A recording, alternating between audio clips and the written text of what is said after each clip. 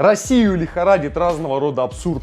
Люди выходят на улицу. Кто-то в защиту Фургала, кто-то отстаивает своего начальника во Владивостоке, кто-то в Москве выходит за правду. Но пропаганда с экранов телевизоров кричит, что у нас все стабильно. Но мы уже узнали о том, что Путин постепенно готовит законы о своей неприкосновенности за любые преступления. Так что скоро пропаганда начнет кричать совсем другое. У нее нет выбора. Так как любой собаке нужен хозяин, который кинет кость. На Соловьева подали в суд за его слова, и теперь его ждет хорошая встряска. Еще Россия – сказочная держава, и у нас давно пора снимать фильм о волшебнике Гарри, точнее Вове Поттере, в честь которого были сформированы отряды Дамблдора, точнее Путина. И они сейчас вышли на улицы, но против Америки. Интересного много, присаживайтесь поудобнее. С вами Антон Хардин, и мы сегодня о наболевшем.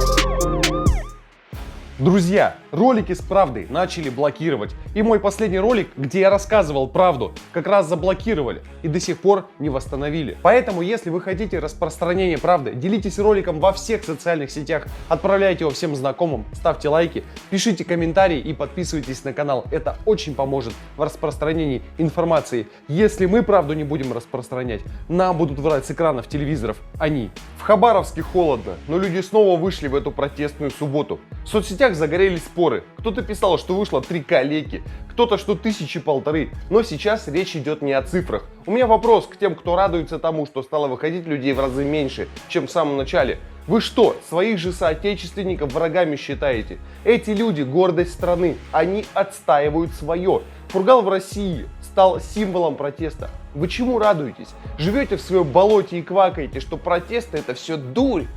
Вас власти раком давно поставили, а вы и рады. Вот пример того, как можно. Холод, жара по барабану, но результат-то есть. Если бы не протесты, дело бы не получило широкой огласки, и Фургал сел бы сразу же. Был бы блицкриг, а здесь не получилось. Отстаивать свое нужно, а терпил у нас в стране и так хватает. На пропагандиста Соловьева подали в суд. Он давно уже перестал различать журналистику и жуткое гонево направо и налево, и выражений перестал подбирать. Но нашлись те, кто взялся его приструнить. Андрей Пивоваров подал иск против Соловьева на 5 миллионов рублей за оскорбление своей личности. Пивоваров высказал свое мнение о том, что высказывания Хабиба про Макрона недопустимы. Но Соловьев на Пивоварова вылил ушат грязи, и теперь он получит по заслугам. И если говорить про Хабиба, то давайте обратим внимание на двойные стандарты власти. Путин назвал провокаторами и оскорбляющих чувства верующих, и оправдывающих насилие. Но вспомним последний пост Нурмагомедова про Макрона, который раскритиковали, очень многие. И попробуем соотнести факты. И, кстати, Нурмагомедова хотят сделать героем России. Хабиб красавчик. То, что он сделал, это достойно высоких наград. Но удручает только одно. Выходил он на бои без флага России. Присвоит это звание ему или нет, не знаю. Но факт остается фактом. Кто-то Хабиба осудит, кто-то вознесет на пьедестал. Но в спорте, конечно, он добился многого. И это неоспоримый факт. Но вот то, что Соловьев договорился, это вызовет улыбку у всех адекватных россиян. А теперь поясню, что я имел в виду, когда говорил про Гарри Поттера. В этом фильме был так называемый отряд Дамблдора. А так как Россия страна сказочная и в ней множество сказочных персонажей, телевизионные пенсионеры страны создали отряды Путина. Это те самые пенсионеры, которые всю жизнь работали и сейчас получают мизерную пенсию. Но во всем винят Америку.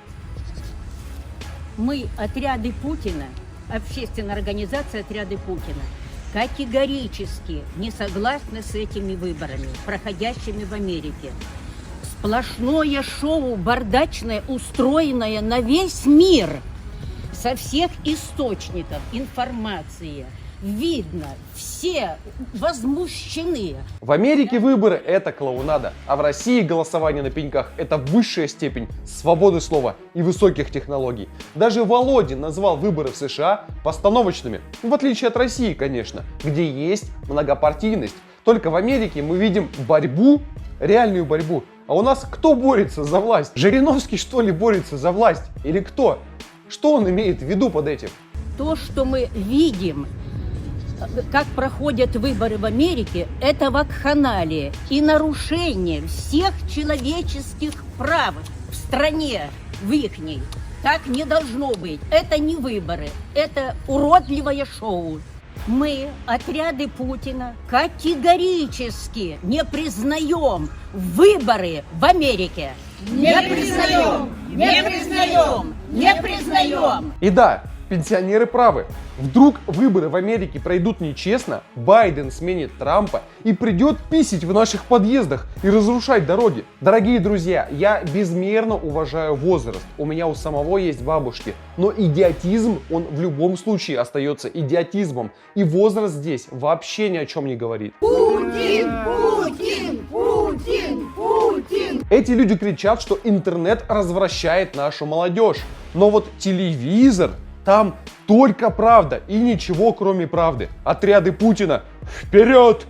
Не менее сказочным персонажем является Яровая. Знаете, вот есть такие люди, которые на первый взгляд говорят умные вещи, но если вдуматься, то выходит немножко иначе. Она предложила сажать в тюрьму на 5 лет за ложные сведения о роли СССР в войне. Но во вчерашнем ролике, который заблокировали, я говорил о том, что чтобы у нас в стране было меньше преступности, ну а также вот таких моментов. Не на силовиков нужно тратить треть бюджета, а больше вкладываться в образование. Дети впитывают как губка, и интернет тому способствует. Но если научить детей мыслить, не решать тесты ЕГЭ, а именно мыслить, думать своей головой и читать книги умные, то у нас не будет и разговоров даже подобных. А то у нас учителей принизили к уровню обслуги. И то, что историки рассказывают на уроках, не воспринимается как авторитетное мнение. И это все заслуга системы образования. Вспомните, как еще 15-20 лет назад учителей уважали. И как сейчас их ни во что не ставят. И знаете, еще хочется акцентировать внимание на одном небольшом, но очень важном моменте. Памфилова рассказала Путину о победившей на выборах уборщице. Разговор был длинным, но ключевой стала фраза Путина. Что касается люди просто знают лично, проблемы своих населенных пунктов. Да, люди их знают по делам, люди их уважают. Люди знают проблемы своих населенных пунктов. Это правда. Люди знают проблемы регионов и также страны. Владимир Владимирович, а вы знаете проблемы страны? Да, проблем в России и правда много. Ледокол вот запустили новый. Президент горд, президент доволен. Теперь стоит помочь Роскосмосу. Те запросили у правительства ни много ни мало 1,5 триллиона рублей на создание системы, аналогичной системе Илона Маска. Великая космическая держава. Своего не смогли придумать, нужно слезать. Но мы ведь все помним, как провалились российские смартфоны и прочие начинания. Теперь давайте из бюджета 1,5 триллиона бахнем на то, чтобы хотя бы не хуже Маска было. Но понимаете, в чем дело? Маск, как бы его наши верхи не любили, он сам. Это его бизнес, его проект. А эти за счет бюджета решили сделать. А когда денежки не твои, ими и рисковать не так страшно. Ну, хотя, как не твои? Часть ведь из них можно и намылить. У нас Россмех, точнее Ростех, извините, уже контракты на 1,5 миллиарда провалил давно. Должен был быстро сделать, за короткий срок. А теперь говорят, ну, ИВЛы будут готовы к концу ноября. Ну да, где-то это мы уже слышали. Но Роскосмос о людях думает, в отличие от Россмеха. Пенсионеру где-нибудь в Урюпинске просто необходим спутниковый высокоскоростной интернет. Путин! Путин! Путин! 1,5 триллиона, кстати, если разделить на всех пенсионеров страны, это получится по 2000 рублей надбавка каждый месяц в течение 2 лет.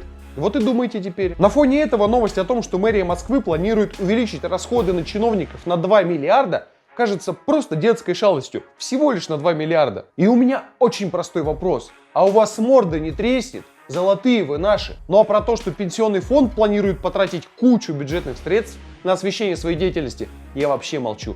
Можно поднять руку и резко опустить.